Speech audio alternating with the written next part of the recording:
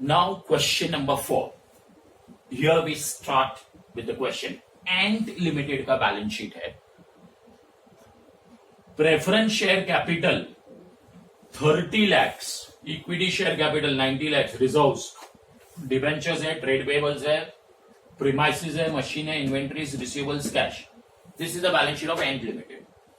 Elephant limited took over all the assets and liabilities of Ant except cash and trade payables. Except cash and trade payables. When you read the question, put a R and put a cross. Put a R, put a cross. Okay. So first adjustment हमने पढ़ लिया, वो cross वाला था. Cash नहीं लेके जाता है, पेबल्स नहीं लेके जाते. It will issue equal number of 10% preference shares to 9% preference shareholders. Selling company के जो 9% प्रेफरेंस शेयर होल्डर्स है, तो परचेसिंग कंपनी अपना 10% प्रेफरेंस शेयर्स देगा इक्वल नंबर का. ओके. और एक प्रेफरेंस शेयर्स उनका जो है 10% प्रेफरेंस शेयर्स जो देने वाला है परचेसिंग कंपनी, उसका वैल्यू नहीं दिया है, तो it is 10 rupees. Shares 10 rupees, debentures 100 rupees. And equal number, continued sentence है, it will issue equal number of equity shares of 10 at 12. At 12. PC में डायरेक्टली इंटू 12 करने का, लेकिन परचेसिंग कंपनी के बुक्स में टुकड़ा बताने का 10 and 2. अच्छा, तो equal number of equity shares. अच्छा, ये किसको दे रहे हैं वो लोग? Equal number of equity shares of ₹10 at ₹12. एक पर्टिकुलर लाइन मिस हो गया. To equity share holders. So equal number of 10% preference shares to 9% preference shares and equal number of equity shares of 10 at 12 to equity shareholders. Preference shares को preference shares, equity shares को equity shareholders. Equity shares का 12 rupees का भाव है. And balance in cash. बाकी का पैसा cash में देगा. What do you mean by the word balance? कितना पैसा देगा कैश में? बोला नहीं है. तो इक्विटी शेयर होल्डर्स को वो इक्विटी शेयर्स भी देगा और कैश भी देगा, लेकिन कितना कैश देगा वो बोला नहीं है. एनीवेज वो देखते हैं. Revised value of premises 165 are. ठीक है. Creditors were paid at a discount of 10%. ये जो परचेसिंग कंपनी ने बोला है कि हम क्रेडिटर्स को नहीं पे करेंगे, तो सेलिंग कंपनी को पे करना पड़ेगा. और जब भी वो लोग पे करने को गए तो डिस्काउंट मिला 10% का, मतलब 10 lakhs के बदले 9 lakhs पे करना पड़ा. कुछ नया वैल्यू दिया है. डिस्काउंट ऑफ 10% मतलब 10 lakhs minus 10% is equal to 9 lakhs पे करना पड़ा. तो इसका कुछ रिवाइज्ड वैल्यू दिया है. इधर 10 है, इधर 9 है. ठीक है. Prepare accounts in the books of the selling company and past journal entries in the books of purchasing company. So in the books of selling company, master की फर्स्ट लेक्चर में मैंने इन डिटेल में explain किया था. Master की क्या था? पगले ओ तेरी रेखा और रोहिणी दीदी likes sweet chocolates. Just a way to remember. First is PC calculation. PC calculation, net payments method. First always you should try with net payments method. तो चलो, what is a purchasing company giving? तो 10% preference shares वो लोग दे रहे हैं. किसके लिए? 9% preference share holders के लिए. कैलकुलेशन इक्वल नंबर 30 lakhs है, 10 वाले एक, सो 30 डिवाइड बाई 10, तो इधर 3 lakh शेयर्स है. 3 lakh शेयर्स. और ये 90 lakhs डिवाइड बाई 10, तो ये 9 lakh शेयर्स है. एनीवे 3 lakh प्रेफरेंस शेयर्स के सामने वो लोग भी अपना 3 lakh ही दे रहा है. Equal number 3 lakh, 10% preference shares of purchasing company of rupees, बोला नहीं है प्रेफरेंस शेयर्स का, बोला नहीं है. 10 अज्यूम करो. ऑफ ₹10 एट रुपीज बोला नहीं है, सो 10, सो 3 lakhs into 10, 30 lakhs. This is in lakhs. Second, what is purchasing company giving? Equal number of equity shares. Equity shares वो लोग दे रहे हैं, किसके लिए है? Equity शेयर होल्डर्स के लिए. Equal number, so 9 lakh है, तो कैलकुलेशन 9 lakh इक्विटी शेयर्स वो लोग दे रहे हैं ऑफ 10 एट 12, से दिया है यहां पे ऑफ 10 एट 12 दिया है, सो 9 lakh शेयर्स इंटू 12, ठीक है, 108 lakhs. अच्छा, एंड बैलेंस कैश देने वाले वो लोग. So what is the purchasing company giving cash? किसके लिए? If nothing is specified, it is for equity share holders only. Equity share holders are the main owners. Balance वो लोग cash में देंगे, किसको? इक्विटी शेयर होल्डर्स को. Calculation not given, not specified, question mark. तो अभी टोटल हमको नहीं मिल सकता है, टोटल नहीं मिल सकता है क्योंकि कैश नहीं है. Net payments method fails. मेरे दोस्तों, always try with net payments method. If net payments method fails, क्योंकि इस सब में फेल हुआ. नेट पेमेंट्स मेथड फेल कभी होगा? जब भी एक्सचेंज रेशियो नहीं दिया होता है, या ऐसा कुछ दिया है, बैलेंस कैश में देगा. बैलेंस मतलब कितना, तो फेल हो गया नेट पेमेंट्स. अगर नेट पेमेंट से मिल जाता है, अगर नेट पेमेंट से मिल जाता है, तो नेट एसेट्स कैलकुलेट नहीं करने का, नेक्स्ट स्टेप पे चले जाओ, ओपन द अकाउंट्स. अगर नेट पेमेंट से आपका काम हो जाता है, सीधा next step, open the accounts. चलो अभी मैं नेट एसेट्स करता हूं क्योंकि मेरा नेट पेमेंट्स फेल हुआ है. बहुत इजी है. Revised value of real assets taken over. कौन से असेट्स टेक ओवर किए, उसका रिवाइज्ड वैल्यू लिखना है, ठीक है. चलो तो सेलिंग कंपनी का असेट साइड देखते. देखो ना, इधर है प्रीमाइसेस 130, लेकिन आर लिखा है. आर का मतलब है नीचे ये प्रीमाइसेस 165. हाँ, तो इधर आएगा प्रीमाइसेस 165. ये सब लैक्स में है. चलो प्रीमाइसेस आ गया, लिख लिया. मशीन भी लिया वो लोग ने, उसका रिवाइज वैल्यू नहीं है, तो same value. Next, inventories 12.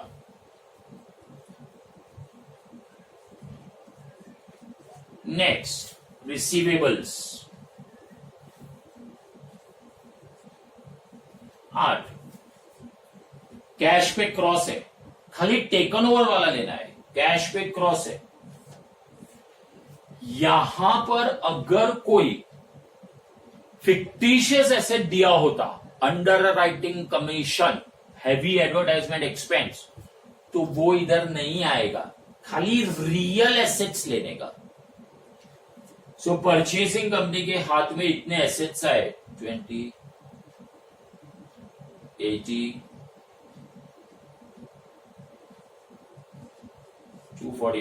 245 lakhs का असेट्स आया. कर्जा कितना आया देखते हैं.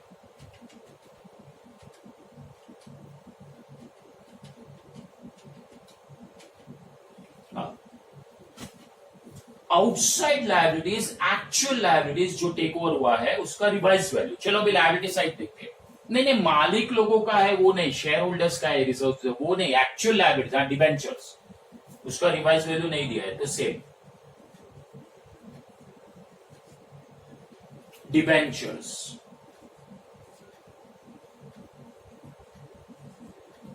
और क्या है, पेबल्स 10 है, लेकिन वो तो क्रॉस है ना, तो वो नहीं लिखने का, खाली टेकन ओवर. तो लायबिलिटी कितना लिया, 80. तो टोटल पीसी कितना आया, ए माइनस बी. इसको हम ए बोल देंगे, इसको बी बोल देंगे. सो 245 माइनस 80,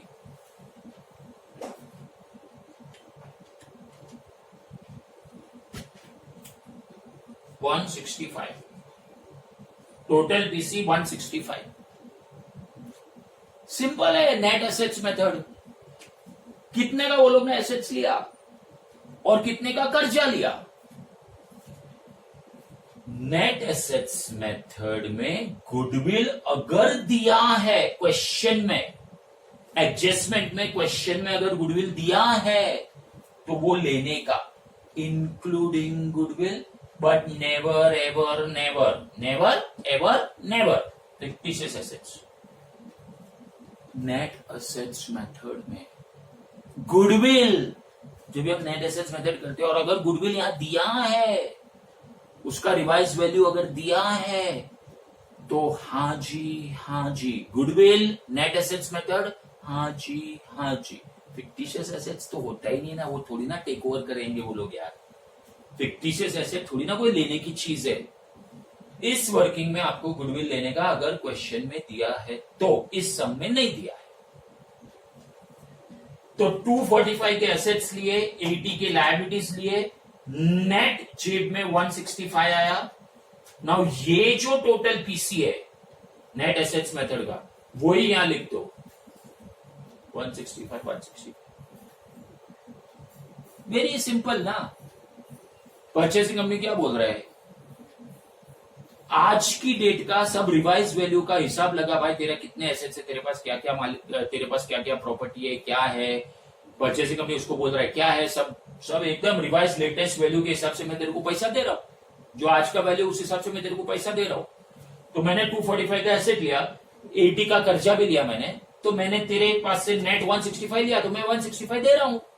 अच्छा 165 दे रहा हूं, उसमें से 30 आ गया, 108 आ गया, balance is cash.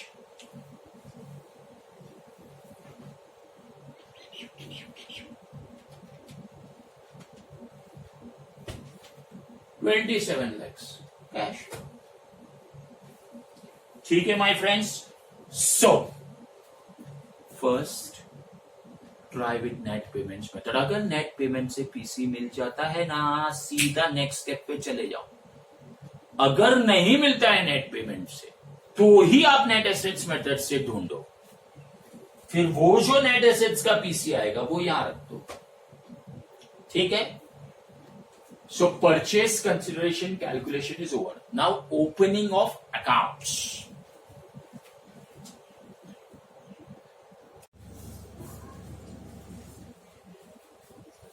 Opening of accounts. Selling company के बुक्स में opening of accounts, realization cash bank compulsory. हमारे अपने preference share holders, equity share holders, सामने वाला परचेजिंग कंपनी, क्या मिला,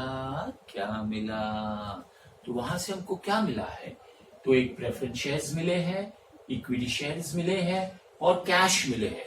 वो आपको पीसी नेट पेमेंट्स मेथड में मिल जाएगा, ठीक है। ये 10% प्रेफरेंस शेयर्स मिले हैं, इक्विटी शेयर्स मिले हैं और कैश मिला है, तो उसका अकाउंट खुलना है।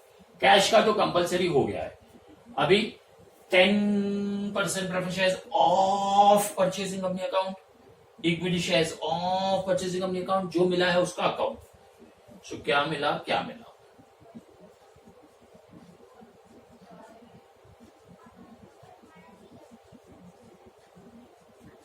चलो opening of accounts done.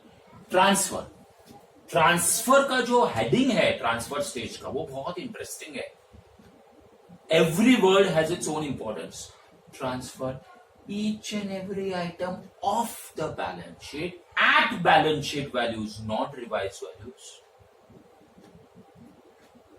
Whether taken over or not taken over, सब ट्रांसफर करने का, बैलेंस शीट वैल्यूज लेने का,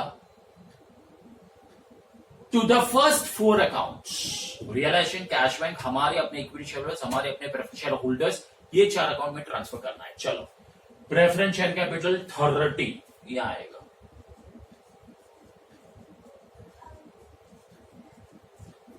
इक्विटी शेयर होल्डर्स में इक्विटी शेयर कैपिटल का बैलेंस आएगा, रिजर्व्स इनको ही जाएगा, रिजर्व्स इनको ही जाएगा, Debentures is outside liability, just like creditors. Debentures is just like creditors, ऐसा बोल सकते हम लोग. 80. ट्रेड पेबल्स, सर उस पे तो क्रॉस है, तो वो मत लो. ट्रेड पेबल्स पे क्रॉस है तो वो मत लो. नहीं, ट्रांसफर स्टेज में सब कुछ लेने का और बैलेंस शीट वैल्यू लेने का, रिवाइज नहीं, बैलेंस शीट वैल्यू लेने का. चलो ये सब हो गया. प्रीमाइसिस, हाँ कैश में you be careful. 130 revise value दिया लेकिन अपने को बुक वैल्यू लेना है. Inventories, stock,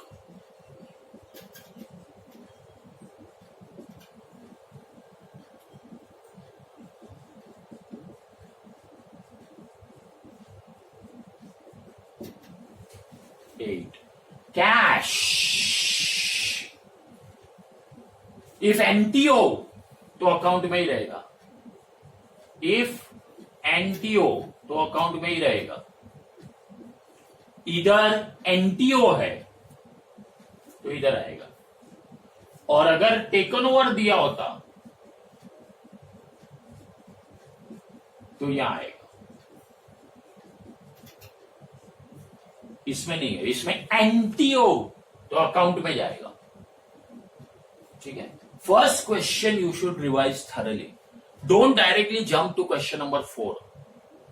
first question number 1 कीजिए. क्वेश्चन नंबर 1 में डिटेल्ड एक्सप्लेनेशन है, वो वीडियो देखना बहुत जरूरी है. You have to revise that.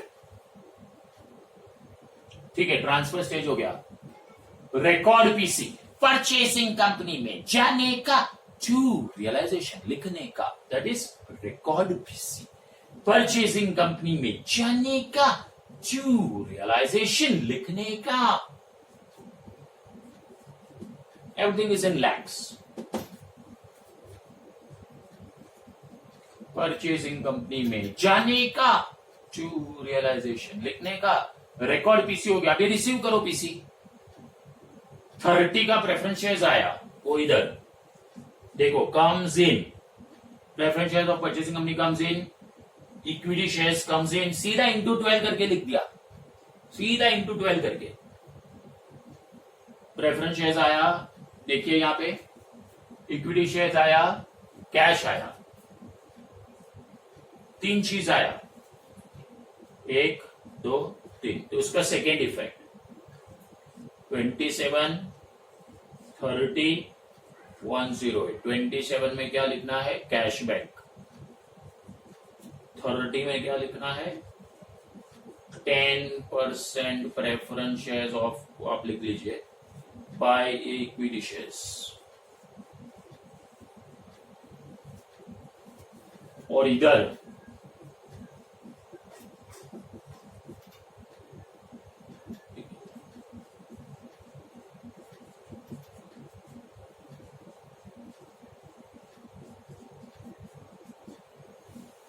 Receive PC की एंट्री क्या है, journal entry for receiving PC. हम लोग सेलिंग कंपनी, हमको पीसी मिला.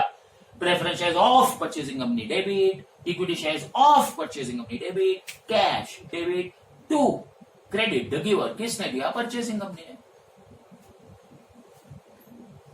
सो receive PC dispose of assets and liabilities which are not taken over by the purchasing company. यहां पे cross है. परचेसिंग कंपनी ने बोला हम पेबल्स नहीं भरेंगे, तो ये लोग को भरना पड़ेगा. लेकिन खुश खबर यह है कि 10 लाख का था payables. Creditors were paid at a discount of 10%. Trade payables is creditors, ये क्रेडिटर्स है. They were paid at a discount of 10%. मतलब हमारा लायबिलिटी 10 लाख था, 1 लाख नहीं भरने का, खाली 9 लाख भरने का. 10% डिस्काउंट. सो 10 लाख में से 10%, खाली 9 लाख भरने का. एंट्री 9 lakhs गया, 9 lakhs गया. So cash is going out. So to cash, journal entry में टू कैश. डेबिट किसको, किसको दिया आपने पैसा, क्रेडिटर्स को. So debit the receiver, creditors are the receiver. अगर हमने क्रेडिटर्स को पे किया 9 लाख रुपया, तो creditors debit, because debit the receiver, उनको दिया हमने, so they are receiving to cash. लेकिन हम क्रेडिटर्स बोल ही नहीं सकते हैं। जितने भी अकाउंट है लेजर बुक में, हर एक पेज पे एक एक अकाउंट है, सब क्लोज करके रियलाइजेशन में चला गया। तो क्रेडिटर्स टू कैश नहीं बोल सकते, रियलाइजेशन टू कैश। तो कैश गया और इधर किसका पैसा है? ये क्रेडिटर्स का।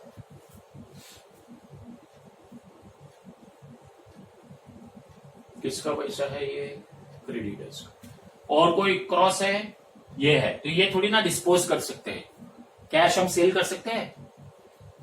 हाँ, कितना कैश है? 10 लाख। अरे भाई, ये 10 लाख का कैश लेना, 10 लाख देना पॉसिबल है? लिक्विडेशन एक्सपेंस नहीं है। अगर होता तो रियलाइजेशन टू कैश बैंक, अगर सेलिंग कंपनी भरेगा वो पैसा, लिक्विडेशन एक्सपेंसेस का खर्चा, तो कैश गया और रियलाइजेशन डेबिट। लिक्विडेशन अगर होता, अगर सेलिंग कंपनी पे करेगा लिक्विडेशन, तो रियलाइजेशन टू कैश बैंक, वो नहीं है। Settle preference share holders account, वहां से जो आया है वो उनको दे दो। पहले प्रेफरेंस शेयर होल्डर्स को दो, लास्ट में equity share holders. Preference share holders have the preference. तो पहले प्रेफरेंस शेयर होल्डर्स की बात करो, क्या आया है वहां से? 30। देखिए, ये इन है, preference shares of purchasing company. Purchasing company के पास से 30 लाख आया था। सेम अमाउंट 30 गोज आउट, 30 के प्रेफरेंस शेयर्स गोज आउट और वो प्रेफरेंस शेयर होल्डर्स को दे दो। सो डेबिट द रिसीवर। ये जो अमाउंट है वही यहां पर आमने सामने नाम लिख दो।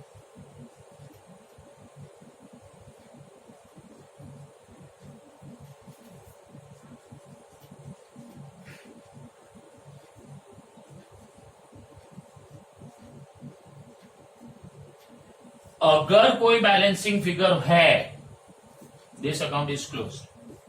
अगर कोई बैलेंसिंग फिगर है इधर या इधर, रियलाइजेशन में जाएगा। Settle step is over. Close all the accounts. So let's close it.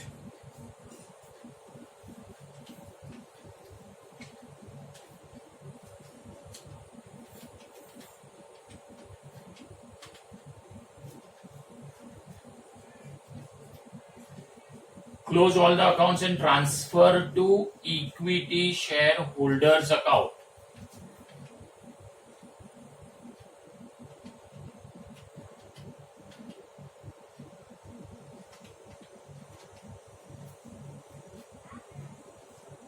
Equity share holders में इधर आएगा। प्रॉफिट है, क्रेडिट साइड ज्यादा है। This is nominal account, credit side ज्यादा है, प्रॉफिट है। इक्विटी शेयर होल्डर्स को प्रॉफिट हुआ 36। और कौन सा अकाउंट बाकी है? सब अकाउंट बंद कर दो। ये क्लोज हो गया। Close cash. इधर कितना है? 10 ना, बैलेंस ब्रॉट डाउन। हाँ 10, हाँ बराबर है। 10 और 37 10 बैलेंस था। फिर परचेसिंग कंपनी ने पीसी में दिया 27, उसमें से नाउ इसको दे दिया। बाकी का पैसा लेके जाओ, बाकी का पैसा लेके जाओ, इक्विटी शेयर होल्डर्स को बांट दो। बाकी का पैसा इक्विटी शेयर होल्डर्स को बांट दो।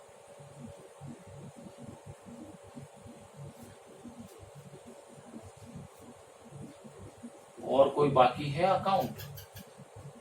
हाँ, ये जो equity share of purchasing company आया था, ये 108 क्लोज कर दो। ये जो है वो भी इक्विटी शेयर होल्डर्स को ही दे दो।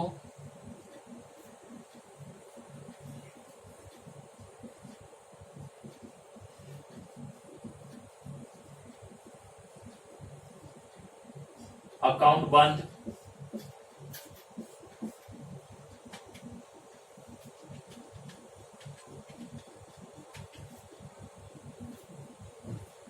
$136, same total over here, 136. Account tally. Equity shareholders account tally. Let's study. Equity shareholders अपना कैपिटल मांग रहे हैं 90 का, प्लस वो अपना रिजर्व में पड़ा 10 मांग रहे हैं, प्लस अभी अभी जो प्रॉफिट हुआ वो मांग रहे हैं 136 मांग रहे हैं।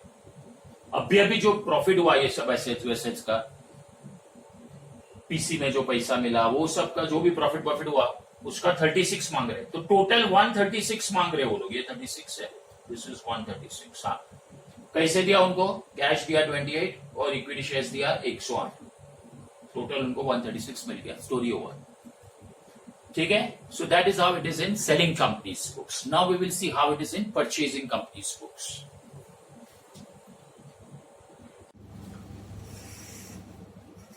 Okay, now in the books of purchasing company, first entry for purchase of business.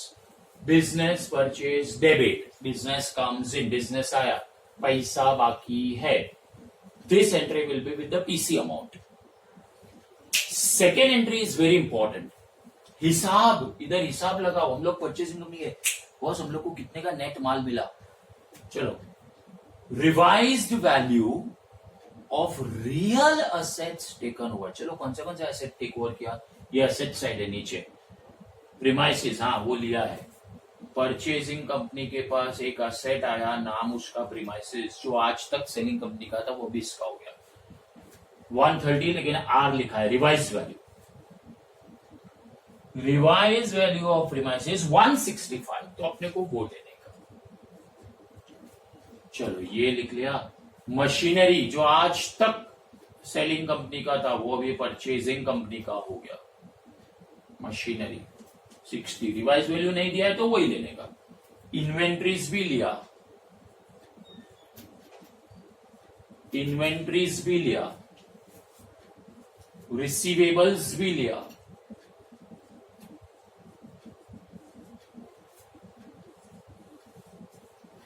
Cash नहीं, तो कौन से एसेट उठाया वो सब आ गया। अगर आपको लॉजिक देखना है तो देखिए आप कि टोटल कितने एसेट्स आए, 165,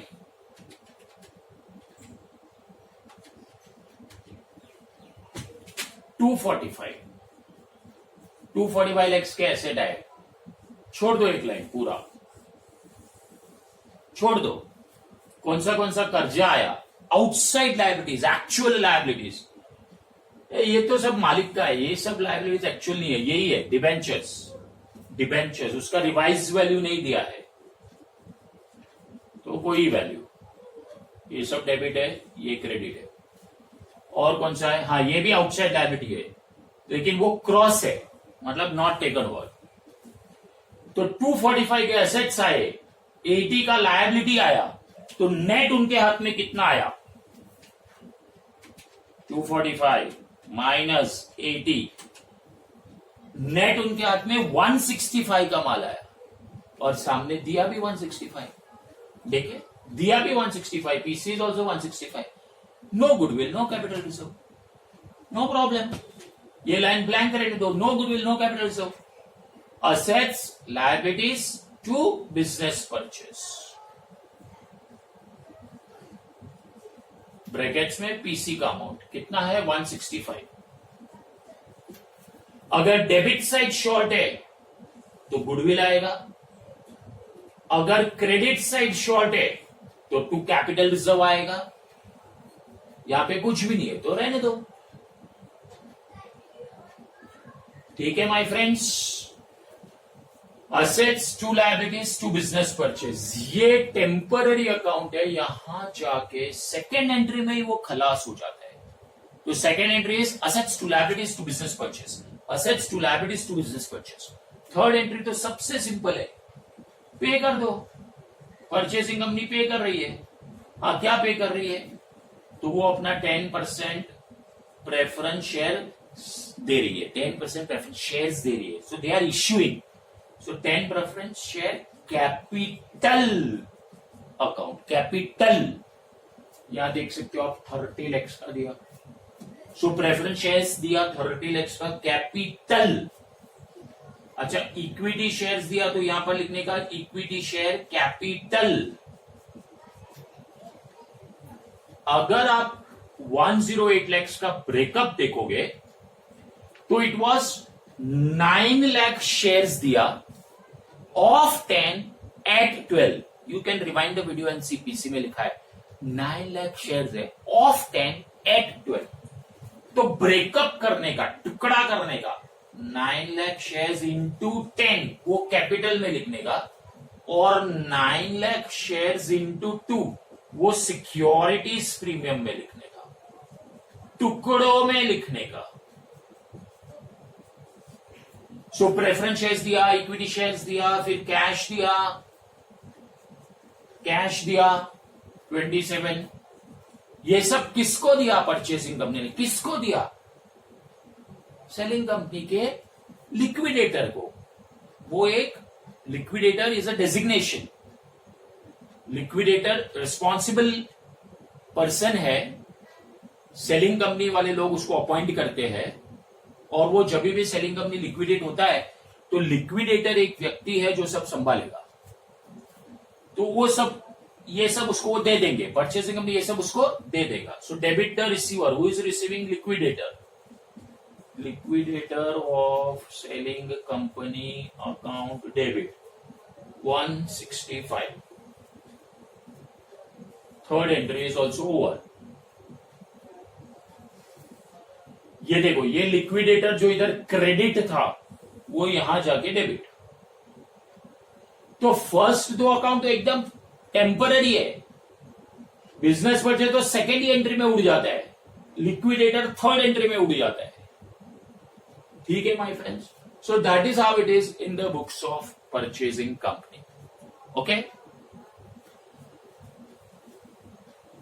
that's all in this question number 4।